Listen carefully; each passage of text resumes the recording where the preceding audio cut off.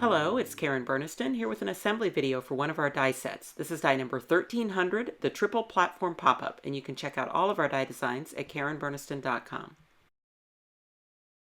This is such a great all-purpose die. It's completely generic, so you can decorate it for any theme. Let's look a little bit at the die set itself. There are 10 pieces in the die. You can see them here at the bottom. And then when you turn that over, there are full written instructions on the back of the packaging as well.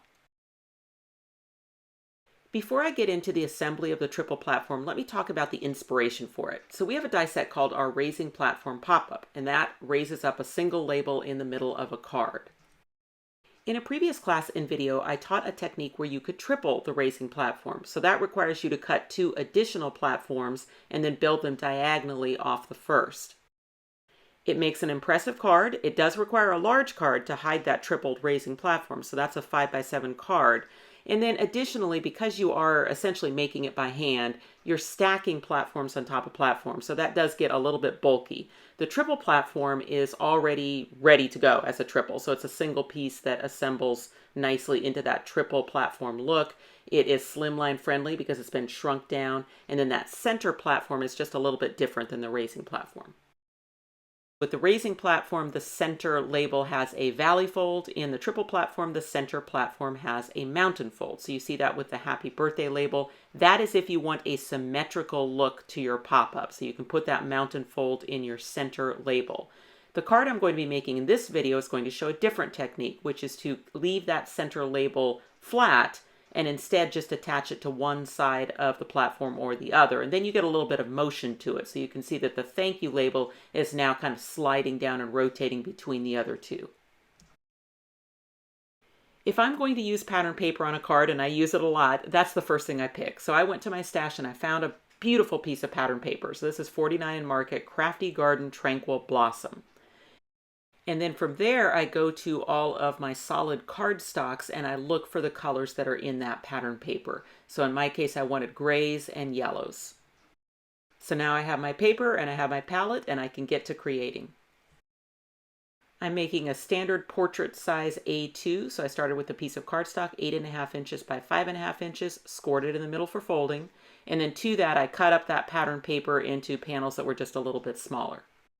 So I'll start by die cutting my triple platform. So that is a single piece in the die set. You do not need heavyweight cardstock. In some respects, the lighter the better. You could even use a double-sided pattern paper. So I've got some lighter weight gray cardstock here, and I'm going to use my Spellbinders Platinum 6. You can use any die cutting machine that can accommodate a wafer-thin die.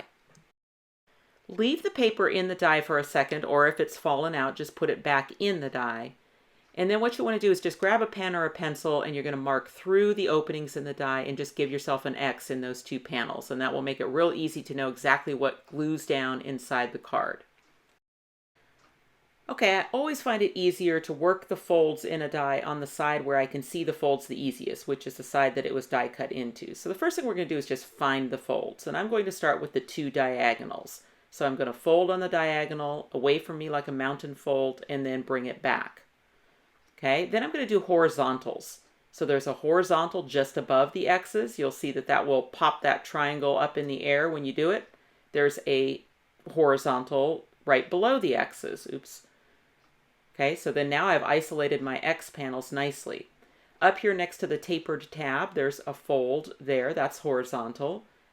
Next to the other tapered tab, again, horizontal fold.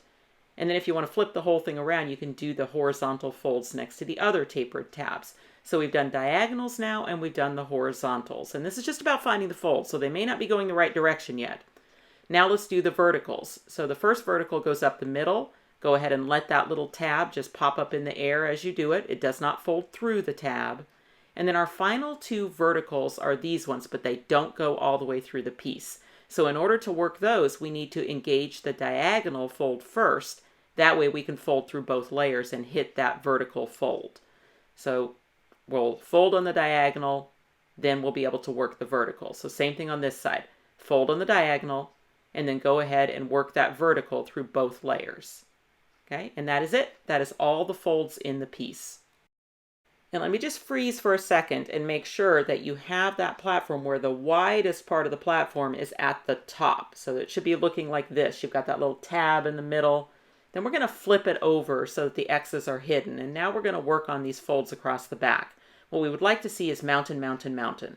So I can pinch the mountain out here on this arm. I can pinch the mountain in the middle. That will cause that tab to come up in the air. And then I can pinch the mountain out here for this arm. So I'm going to end up with mountain, mountain, mountain across the back, and a little tab sticking up in the middle. We're going to get this in the card before we bring the front half up, but eventually the front half is going to come up, and then that will also be mountain, mountain on the two arms, but we're not there yet. So just leave that bottom half kind of folded down for now. And then what we're going to do is decide where we want this platform in the card. It's the X panels that are going to get the adhesive, and I'm going to use glue for that. I like my LINECO neutral pH adhesive in my fine tip bottle. We sell both of those items on our website. I'm coating both X panels with adhesive, and I want to install this completely flat. So I'm going to temporarily kind of flatten out the mountains in the middle so that I can line up that fold through the middle of the platform right with the fold of the card. And that can go anywhere along the fold. I'm going to come down maybe about an inch from the top. So I'm just visually looking at the fold in the platform, making sure that it is lined up with the fold of the card. So see there that how it's all lined up, and then it's these two X panels that are getting glued down. So I'm just going to press those until the glue sets up. Once that's set up, then I can get the mountain back in the center because I kind of flattened it out to be able to get it in the card. So now I want to return that to a mountain fold and make sure that my tab is sticking up in the air. So mountain, mountain, mountain across the back. And you could add the decorator pieces to that back half of the platform now before attaching the front, but I'm going to go ahead and just attach the front and then decorate it afterwards. So the glue is going to go on the little tab. That's the only place that gets adhesive to attach the front half of the platform. So glue in the tab and then keep that nice and flat and then fold the bottom half of the platform up and into that exposed adhesive. So it's just right there in that one spot where it's being attached. And then just take a quick look that you've still got mountains everywhere. So mountain here in the front on these two arms and then 3 mountains across the back. And then just slowly start to close the card. I like to put my fingers real close together in the back so that I'm giving a lot of support to the card from the middle as I fold it that first time. And there you have it. One very generic triple platform. All it needs now is decorating. I looked through my scraps of that pattern paper and found the pieces that had the most decor in them and basically created a piece for the front. And then I'll just cover the seam with a small piece of cardstock. And so then now everything else that's left of the pattern paper is fair game for all my decorator pieces. So in the triple platform, there are 2 parallelograms and there is a set of triangles. And those are meant to fit on that platform. And so I'm just going to cut those as many times as I need them and decorate the platform. I'll start first with the ones for the front of the platform. And for those ones, I picked the most decor pieces left in the paper. So you can see I moved the dies to the area where I would get a little pattern inside those decorator pieces. And then I'm going to cut them again and go across the back. So like I said, you could have decorated the back before you raised up the front platform and, attached it. So it'd give you a little bit easier access. But I don't find that it's very difficult just to reach in and add those triangles and parallelograms to the platform. With the outside arms, the parallelograms are going to fit perfectly and give that little shadow. But then for the inside platform, the parallelograms are going to fit the shape at the bottom, so you can go in there and make sure that you have the correct one. But then at the top, it's going to be a little bit of a different shape. But it doesn't matter because you're going to put a label over that anyway. So just still use the parallelograms in the center and just look to the bottom shape to make sure that you have the correct one glued in there. And then pay attention to where you've got an opening because you don't want to stick your card down with, errant glue in that opening. I've decided to make this a thank you card, and we have a new clear stamp set called Bouquet Sayings, and that has a perfect little small thank you in it. So I'm going to use that, stamp that in some VersaFine black ink. That's my favorite. And then I'm just going to cut that out using the oval die that comes included in the triple platform pop-up. Now, since I'm trying to center that thank you, then I'm going to use tape to hold my die in place. And my favorite removable tape is the Scotch removable tape, and that comes in the blue box. There is a lovely double-stitched label that comes included in the triple platform, and then as an additional decorator piece, there is a beaded oval. And so I'm going to cut that and then layer up those 3 pieces together.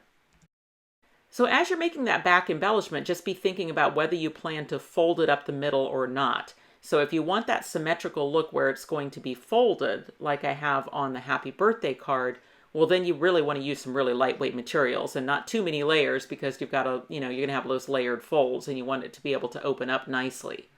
But if you're planning on leaving it unfolded, like I am, then it doesn't matter as much the weight of the materials. So I only want to use adhesive on one side or the other. So it just depends which way I want the thank you to fold down. So I've decided I want it to twist over to the right side, so I'm going to attach it to the left side. Now, I should have that higher up. I wasn't thinking about that, and I have it a little too low, and I'm going to figure that out in just a little bit. But raise that up, as high as you can without, putting a gap in your decorator pieces. It's working right now. But I'm going to find that the edge of that label is going to kind of crash into my other label because I put it just a little bit too low. You can attach your labels directly to the tapered tabs, but what I find is that if I add one of those parallelograms first, it just makes it a little easier. It kind of creates a little tabletop to the platform, and that I can then add my embellishment to. So that parallelogram just fits perfectly from tapered tab to tapered tab. So just add adhesive to the tabs, and then add that parallelogram spanning that distance. And I just like that. I mean, it's optional because you could just attach your labels directly to the tabs, but by adding that, then you kind of have a surface now to attach your embellishment to. And right now is where I'm discovering that my thank you label is a little bit low, but I'm just going to deal with it for right now, and then eventually I'll get in there and raise that up. Then I add my other parallelogram. Again, I'm just kind of zhuzhing my thank you label for now until I get a chance to move it. And then the only other thing I like to do with those parallelograms is that little outside corner that's kind of beyond the tapered tab. I just go ahead and snip that off. That way I don't have to worry that, I have to cover it. So just make that match the edge of the tapered tab. And then when I put my label on, I won't have that little corner sticking up. Okay, so I took the thank you label off, and now I'm just going to raise it up. So again, I'm just attaching it to that left side of the platform with some glue, but now I have a little gap between the label and this little section of the platform. So I just raised it up, and then in this bottom corner, I'm just kind of bend that outward a little bit so that it'll go in front of the label on the right, and then I should be working fine. Now I don't have that gray label on there permanently yet, but I just wanted to check it and make sure that it is going to be operating smoothly. And my favorite location for the side labels is where the top of the label is right to the top of the parallelogram and the inside edge is right to that corner. So let me show that a little closer. So this to the edge, this to the corner. And that seems to be a good spot for clearing that middle label when it closes. Then I'm just going to match the location for the left-hand label. So the left-hand label is less precise because there's nothing that has to slide in front of it, but I just wanted to match kind of the location of the right one. And I am really going to let this pattern paper do a lot of the work for me because I'm just going to use it for the decorations on those labels, and I'm just choosing a section of the other side of the paper that has some beautiful designs. And then I just add my pattern paper ovals to my side platforms. These little starburst lines that come in the triple platform are good for balloon strings, or you can use them with the stars or have them kind of shooting up anything. So I've decided to use some butterflies out of our new Flower Pot Add-ons set. So I can attach that really anywhere on the pop-up, but I just have to watch the location to make sure that it stays in the card when the card is closed. So I've chosen over here on the right-hand label. Closing it down, I got real close to the edge, but it is still in. And then I die cut flowers and vines out of that same Flower Pots Add-ons set and then just sprinkled them around the pop-up. So just a matter of checking your location to make sure that you don't create a catch point when adding things. Sometimes it's good to use a little temporary adhesive to make sure that you've got a good placement, that the items stay in the cards, and that they don't create catch points. So from here, it's just a matter of finishing up. I've layered a couple ovals together as a place to sign the card, and that will finish out the interior. And then for the front, my favorite way to design card fronts is just to repeat elements from the inside, just use my leftover materials. For the front of this card, I did use a stamp from our Winter Hugs clear stamp set. That's the You're So Cool, kind of in keeping with my thank you theme. I like to build the card front on a piece of pattern paper and then just glue the entire finished card front to the card. So this is just a standard A2 size card. It'll fit in an A2 envelope for mailing. You really can see how generic that die set is. So you can make that any theme year round. You can swap out the labels for other embellishments. You are in charge of your card size. So you can go bigger. You can even go smaller because it is a slimline friendly design. For those of you who like to take our Zoom classes, the triple platform will be one of the required dies for March 2025, and the card that we will be making with it is going to combine with our flower pot pop-up and popcorn dies to make this cool double pop-up. I love to end assembly videos by looking at some wonderful inspiration by our very talented design team. Check out this clever idea by Nikki Foden where she used the triple platform to animate all of the flowers in a flower arrangement, and I just love the way that looks. Sandy Diller made this lovely happy anniversary card. I like how she added hearts to the outside platforms. Here's a great happy birthday card by Suzanne Smith where she made postage stamps with flowers and then added those to the triple platform. Sandy Diller made a Happy St. Patrick's Day Good Luck card. Just love all of those gold and rainbow elements.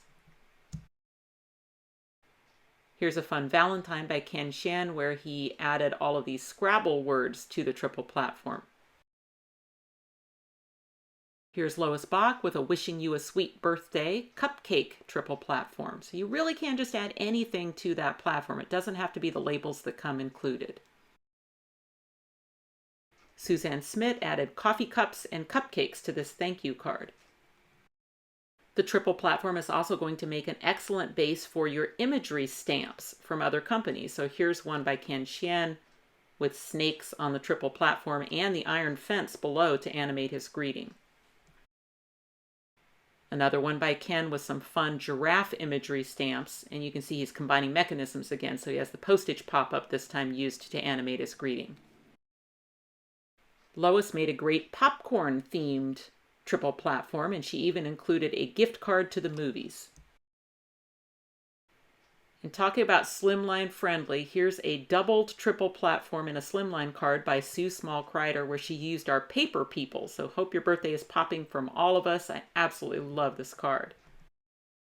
The same thing with a doubled triple platform in a slimline card. This is Frances Burns' version, and she's made it into a birthday card. Lois doubled up in a portrait slimline and then decorated with the paper people for a Friends theme. Jen Webster made this gorgeous Easter-themed triple platform using the spring animals.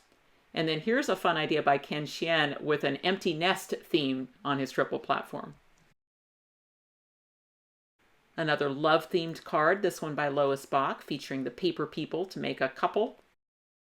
Nikki made this great Happy 65th Birthday card, doubled up the triple platform in a slimline, and then put 65 candles on the platforms.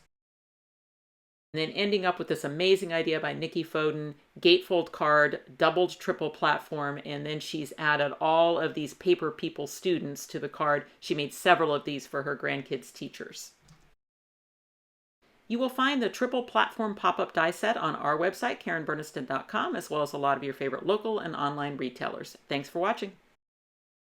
If you click on the website link, you'll go to KarenBurniston.com, where you can purchase these dies as well as find links to our other social media accounts. You can subscribe to this YouTube channel and check out some of my other videos. Thanks so much for watching, and I'll see you next time.